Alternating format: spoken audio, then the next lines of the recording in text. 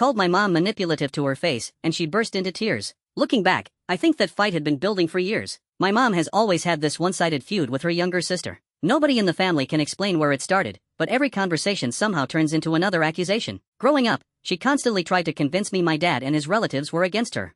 She'd ask who I loved more, refuse to drop it until I answered, and make sure I always saw things from her side. For a long time, it worked. I barely respected my dad because I'd spent years hearing how awful he supposedly was. She did the same thing when I started thinking about college. I had grades good enough to aim almost anywhere, but she kept insisting I stay close to home because I'd need her if I got sick. She even admitted later she was trying to steer my decision. Then my aunt invited me to her birthday. The second my mom found out, she claimed my aunt was trying to recruit me against her. I ignored it and figured it would blow over. The next morning she walked into my room holding photos she'd secretly taken of private messages from my grandmother's phone. She was furious over what she thought my aunt had written. The problem? She'd mixed up who sent the messages. Anyone who's used WhatsApp for 5 minutes could tell she'd read the conversation backwards. When I pointed it out, she didn't admit the mistake. Instead, she called me naive and started acting like I was betraying her. That's when I snapped. I told her I was done being manipulated. I reminded her how she turned me against my own dad for years and how she always tried to make my choices for me. Her response? That wasn't me. It was your grandmother. That was the moment everything clicked. It was always someone else's fault. She left crying, and later I heard her telling my dad I'd mocked all her concerns, something I never even said. Now we barely talk, and I still wonder if she truly believes her own version of events, or if she's just gotten really good at rewriting the story.